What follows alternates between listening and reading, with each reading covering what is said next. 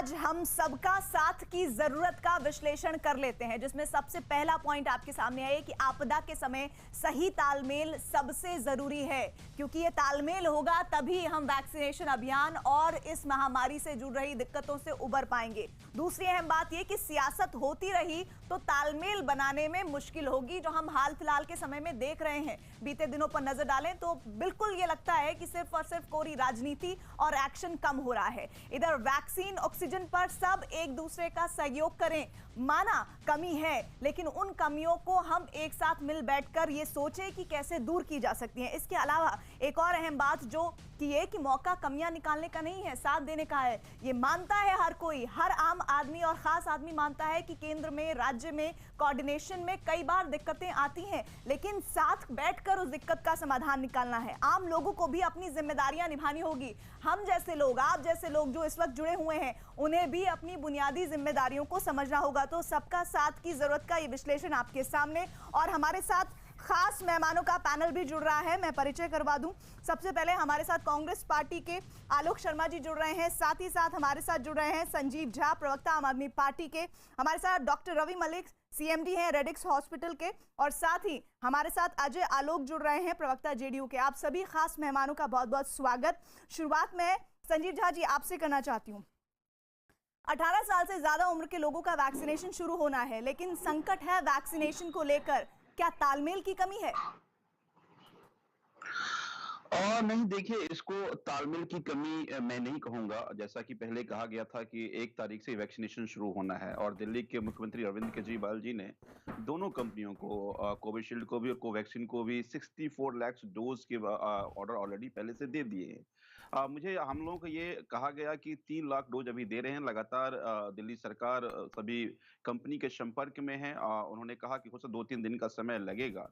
तो हम लोग इसमें कोई तालमेल की बात, कमी की बात नहीं है। मुझे लगता है कि वैक्सीनेशन सबसे ज़रूरी चीज़ है, चूँकि अभी तक जो डेटा और जो आंकड़े आ रहे हैं वो दिख रहे हैं कि वैक्सीनेशन होने के बाद हम्म। फैटेलिटी रेट में थोड़ी कमी ज़रूर आ रही है। तो अगर कोरोना से लड़ना है तो वैक्सीनेशन सबसे पहले कराना पड़ेगा। तो मुझे लगता है कि केंद्र सरकार को इन सभी कंपनियों को मैन्युफैक्चरिंग का डेटा क्या है, कितना कर रहे हैं, कब तक उपलब्धता कराएंगे। दिल्ली सरकार ने टारगेट रखा है कि अगर हमें वैक्सीन उपलब्ध हो जाता है तो 3 महीने के अंदर हम दिल्ली के लोगों को हम वैक्सीनेट कर पाएंगे।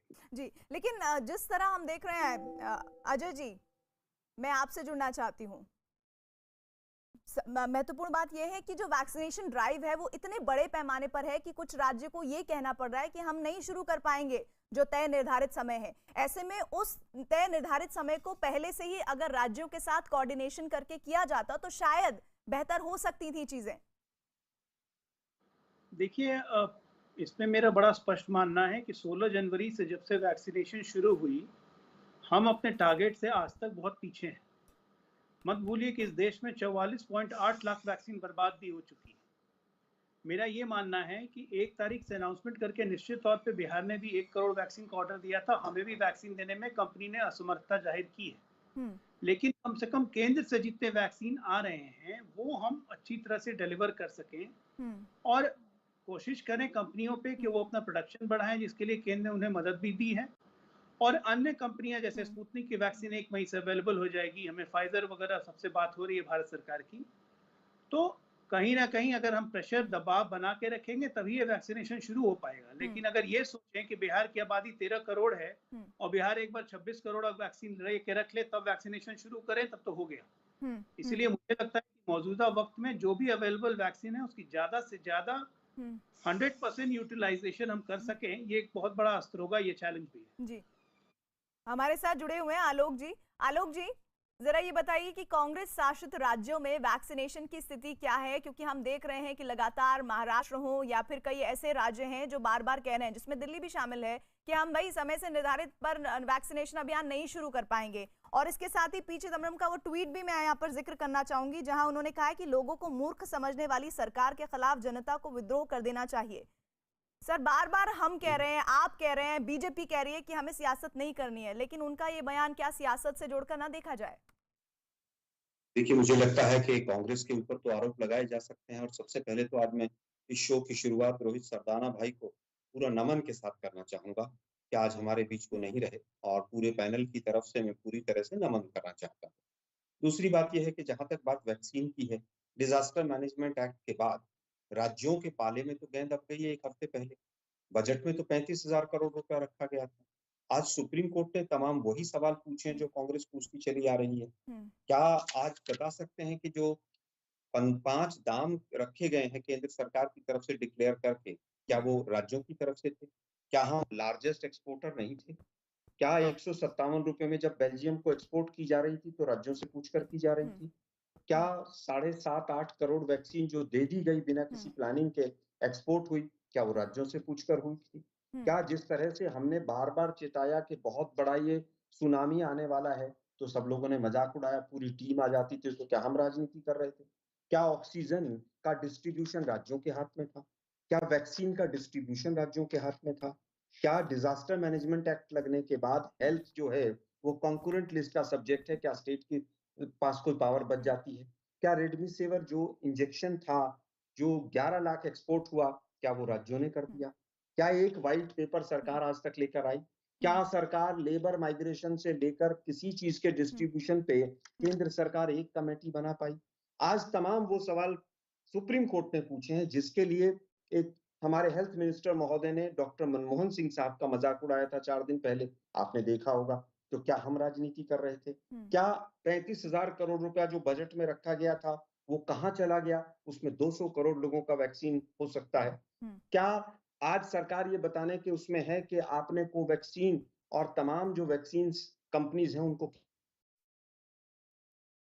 आलोक जी, आपका आपका नेटवर्क हमारे साथ डिस्कनेक्ट हो गया है। आ गया है दोबारा, बात पूरी कीजिए अपनी। मुझे हाँ। आपकी आवाज आ रही है। क्या हमने कहा था कि आप सेंट्रल विस्टा प्रोजेक्ट को 20,000 के करोड़ के प्रोजेक्ट को आप चलाते रहिए, एसेंशियल आइटम में डालिए? क्या हमने कहा था कि पिछले साल कोरोना के बाद भी 9,000 करोड़ के जहाज में बैठकर मोदी जी हिंदू मुसलमान का धतूरा चटा रहे थे पूरे देश को? क्या सीएम्स की मीटिंग्स में क्या ये तमाम सवाल नहीं उठे हैं? राजनीति हम नहीं कर रहे हैं, ये निकम्मी सरकार कर रही थी। और आज मैं करना नहीं चाहता था, लेकिन आपने सवाल ऐसा पूछा कि मुझे सब कहना पड़ा।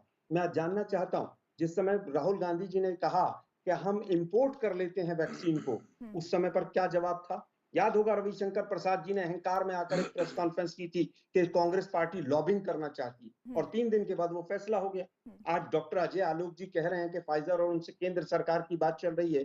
डॉक्टर साहब बताइए, 15 दिन हो गए, 15 दिन में किस कंपनी को ऑर्डर दिया है? जिन कंपनियों को हमारे यहाँ पर वैक्सीन उत्पादन किया, जिन कंपनियों ने विदेशों में, यूरोपियन यूनियन में, लंदन में, यूएसए में, उनसे जवाब ले लेते हैं। दिसंबर में ऑर्डर प्लेस कर दिया, हमारी सरकार ने नहीं किया। आपने पहले तो सब कुछ भेजा विदेश, और अब फिर कमी का रोना रोया जा रहा है। यहाँ पर राज्य कह रहे हैं हमारे पास कुछ है ही नहीं, हम वैक्सीनेशन शुरू कैसे करें? इस पर जवाब दीजिए। और साथ ही वो कह रहे हैं कि आप लोग, कांग्रेस पार्टी कुछ सुझाव देती है, बात करती है तो पहले कोसते हैं, फिर 4 दिन बाद उसी काम को करते हैं। इस पर भी जवाब दीजिए। देखिए प्रीति जी, मुझे हमारी आवाज वापस सारी तरह ठीक करा दीजिए। जी बिल्कुल कराते हैं। जो उन्होंने सवाल उठाया सबका जवाब देता हूं। पहली बात कि भारतीय जनता पार्टी देश की एक ऐसी पार्टी है जो देश हित में काम करती है, और इनको पता नहीं होना चाहिए, जब अगर कहते हैं कि हमने एक्सपोर्ट किया है तो हम कोई छुपे हुए रुस्तम होकर नहीं एक्सपोर्ट किया है। हमें जरूरत है इंपोर्ट करने की भी रॉ मटेरियल। अगर हमें रॉ मटेरियल नहीं मिलेगा तो ये कोवैक्सीन जो है बनेगा नहीं। मैं ये बात कर नहीं, वो कह रहे हैं, आलोक जी कह रहे हैं, जब हमारे पास खुद ही वैक्सीनेशन नहीं था, रेमडेसिविर इंजेक्शन नहीं था, तो आपने पहले भेज क्यों दिया विदेशों को? अरे पहले सुन तो लीजिए आप। मैं तो समझ गया ना, उनको सुन लिया है, मैं उसका ही जवाब दे रहा हूँ कि आप जब अगर बनाने, ये उनसे पहले मैं जाता हूँ, इनके सारे स्टेटमेंट देखिए, जयराम रमेश के, इनके और भी बड़े सीनियर लीडर के 4